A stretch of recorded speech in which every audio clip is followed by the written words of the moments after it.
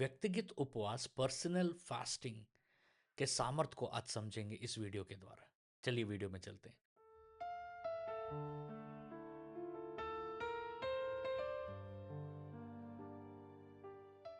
Video को अंत तक जरूर देखिएगा क्योंकि मैं एक सवाल पूछूंगा और पहले 3 सही जवाब देने वालों में से 2 जन को मेरा किताब इनाम में मिलेगा और किताब बाई पोस्ट आएगा।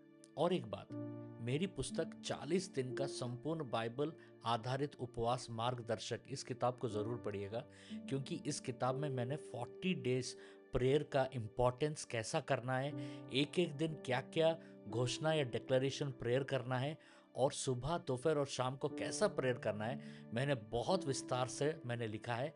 ये किताब आपके लाइब्रेरी में होना बहुत ज़रूरी है अगर आप फास्टिंग के बारे में जानना चाहते हैं। तो ये किताब अमेजोन और फ्लिपकार्ट में उपलब्ध है और इस किताब का लिंक नीचे डिस्क्रिप्शन में दिया गया है। क्या आप परमेश्वर को इसलिए खोजते हैं कि लोग देखें या इसलिए कि वह देखे? आज हम बाइबल से समझेंगे व्यक्तिगत गुप्त उपवास क्या है और क्यों ये इतना शक्तिशाली है। देखिए, सब चीज हमारा सेंटर आता है कि प्रभु यीशु ने क्या सिखाया। ठीक है, मत्ती का 6 का 16 to 18 में प्रभु यीशु कहते हैं, जब तुम उपवास करो तो कपटियों के समान अपना मुंह उदास ना बनाओ, परंतु जब तुम उपवास करो तो अपने सिर पर तेल मलो और अपना मुंह धो, ताकि लोग नहीं परंतु तेरा पिता जो गुप्त में है तुझे उपवासी जाने, और तेरे पिता जो गुप्त में है देखता है तुझे प्रतिफल देगा। ध्यान दीजिएगा, यीशु ने कहा जब तुम उपवास करो, मतलब उपवास सामान्य बात थी, पर उन्होंने चेतावनी दी इसे दिखावा मत बनाने के लिए। व्यक्तिगत उपवास का मतलब है कि मैं लोगों के लिए नहीं, ठीक है, परमेश्वर के लिए झुकता हूं। ये बहुत इंपॉर्टेंट है। गुप्त क्यों रखना है, सीक्रेट क्यों रखना है? क्योंकि उपवास बहुत जल्दी प्रदर्शन बन सकता है। जब लोग जानते हैं कि आप उपवास कर रहे हैं तो मन में छिपा हुआ घमंड भी आ सकता है, पर जब किसी को पता नहीं तब केवल शुद्ध मनसा बचती है, प्योर इंटेंशन ही रह जाता है। भजन संहिता 139 का 1 कहता है, हे यहोवा तूने मुझे जांच लिया और जान लिया है। व्यक्तिगत उपवास आपको उस परमेश्वर के सामने खड़ा करता है जो सब जानता है। देखिए, एक बात बताऊं, गहराई जो है ना वो एकांत में बनती है। लूका का 5:16, परंतु वह निर्जल स्थानों में जाकर प्रार्थना करता था। यीशु भी भीड़ से अलग होकर एकांत में जाते थे। क्यों?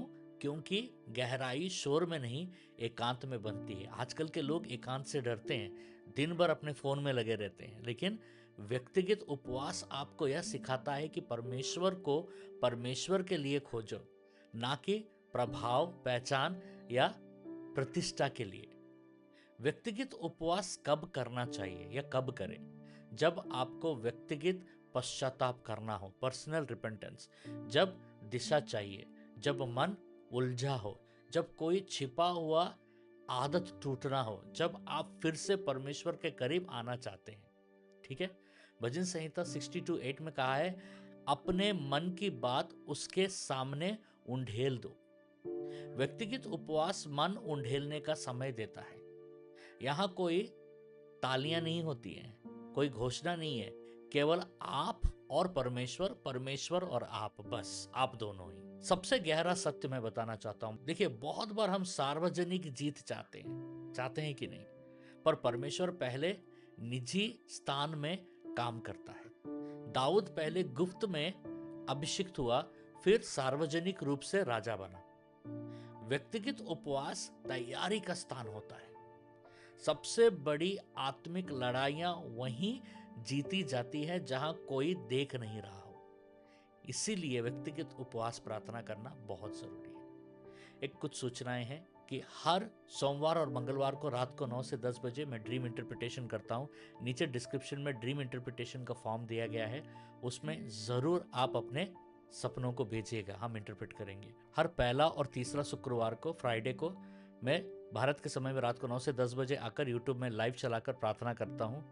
आप हमारे साथ जुड़िए और याद रखिएगा, हमारा सेकेंड और फोर्थ फ्राइडे को सुबह 7 से शाम को 7 बजे भारत के समय में 12 घंटा का प्रार्थना चलता है। पिछले 12 घंटा के प्रार्थना में 6000 से भी ज़्यादा लोग हमारे साथ जुड़े और परमेश्वर ने बहुत सारे छुटकारा किए। आप भी हमारे साथ ज़रूर जुड़िएगा अगले 12 घंटा के प्रार्थना में। मैं एक प्रार्थना करने वाला हूँ, इस प्रार्थना का स्क्रीनशॉट लेकर आप बाद में भी प्रार्थना कर सकते हैं या अभी हमारे साथ प्रार्थना कर सकते हैं। चलिए प्रार्थना करते हैं। हे पिता, यीशु के नाम में मुझे गुप्त में खोजने वाला हृदय दे। मेरे भीतर से दिखावे को निकाल, मुझे सच्चा बना। जहाँ कोई नहीं देखता वहाँ भी मैं वफादार रहूं। मेरी छिपी हुई लड़ाइयों में मुझे विजय दे। मेरे मन को शुद्ध कर, मेरे उद्देश्य को सीधा कर। मैं घोषणा करता हूँ, मैं लोगों के लिए नहीं परमेश्वर के लिए जीऊंगा। मैं गुप्त में झुकूंगा ताकि तू मुझे उठाए। यीशु के नाम में आमीन। अब ये रहा इनाम के लिए आज का सवाल। सवाल को ध्यान से सुनिए।